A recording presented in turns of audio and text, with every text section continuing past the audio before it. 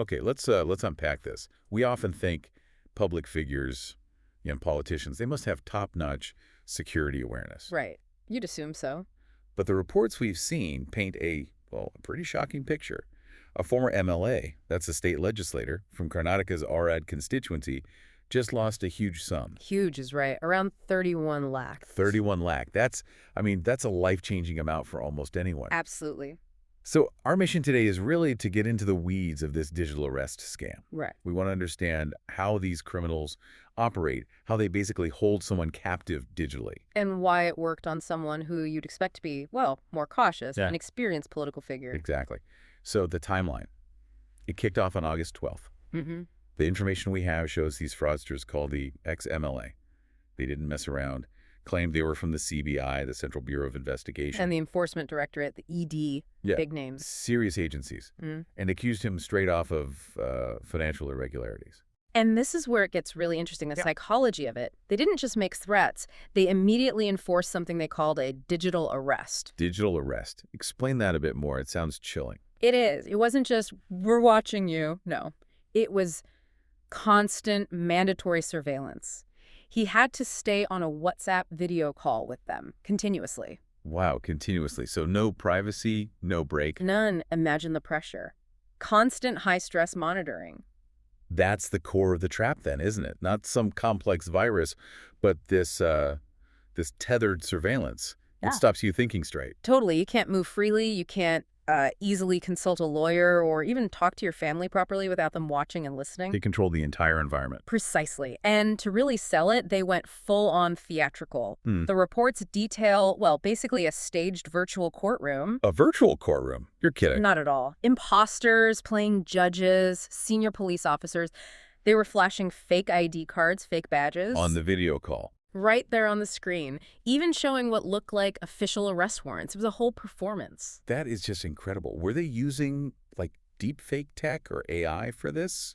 Or was just acting enough? You know, surprisingly, it seems like good old-fashioned rapid impersonation did the trick. Really? Yeah, the power wasn't necessarily in super high-tech fakes. It was the speed, the volume of official-looking stuff, badges, documents, the authoritative tone. The sheer audacity of it. And it triggers what psychologists call authority bias. You hear CBI, ED, you see a badge, even a fake one shown quickly, and your critical thinking can just, well, switch off, even for leaders used to dealing with authority. Okay, so intense pressure, fake officials, constant surveillance.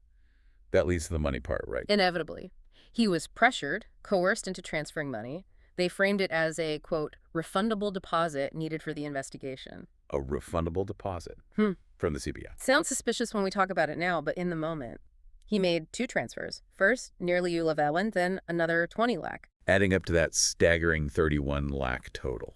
And you see the psychological impact in the reporting time. This happened on August 12th. Right.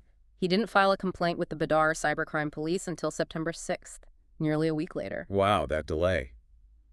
It shows how convinced he must have been. He thought it was real. Utterly convinced. Okay. Probably thought he was navigating a genuine high-stakes legal issue that he needed to resolve quietly. Now, it's easy to focus on this one case because it's a former MLA, but we need to zoom out, don't we? Is this a one-off or part of something bigger? Oh, definitely bigger. Our sources confirm this is a recognized and unfortunately a growing trend across India. Who are they targeting mainly? It's often senior citizens, high-level professionals, even retired military officers, people who have a reputation to protect. So it's that authority bias again, plus the fear of scandal. Exactly. They pick targets who have a lot to lose reputationally, even if they've done nothing wrong. The mere accusation is damaging. This brings us to the crucial point for everyone listening. Right. What are the absolute key takeaways, or do the officials say? The advice is very clear, and everyone needs to hear this. No legitimate Indian investigative agency, CBI, ED, police, anyone will conduct an arrest over WhatsApp, period. Okay. No arrests via WhatsApp. What else? They won't hold hearings or inquiries on video calls like that. And crucially, they will never demand money transfers during an investigation. Not for deposits, not for fees, nothing. Never demand money. That's the big red flag. The biggest, if you get a call like this with that kind of high-pressure drama, fake courtrooms, demands for money, hang up, Stop. And then what? What should you do? Report it immediately. Use the official channels. Call the National Cybercrime Helpline number, which is 1930. 1930. Got it. Or you can file a complaint online on the National Cybercrime Reporting Portal. Don't just ignore it, report it. So the final thought here. It's quite sobering, isn't it? If a scheme this elaborate, fake courtrooms, constant surveillance can fool an experienced former legislator. It makes you wonder. Yeah, it makes you wonder about our own responses. Have we become so trained to just, comply quickly with digital requests, especially if they seem official? Is that speed of compliance now faster than our instinct to pause, verify, maybe call an actual lawyer? If it is, that vulnerability, that willingness to trust digital authority almost instantly, Yeah. that's probably the biggest weapon these cybercriminals have right now. Something for all of us to think about.